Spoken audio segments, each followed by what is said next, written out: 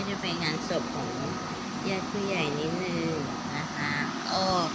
จริงๆแล้วก็ต้องขอบคุณผู้ใหญ่ทุกท่านที่เป็นห่วง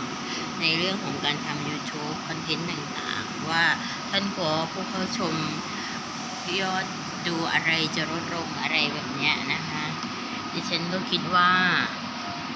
ไม่ต้องซีเรียสแทนดิฉันนะคะท่านเพราะว่าปัจจุชนก็คือธรรมดาก็มนุษย์ มีขึ้นมีลงนะคะไอ้ที่ได้มาเนี่ยมัน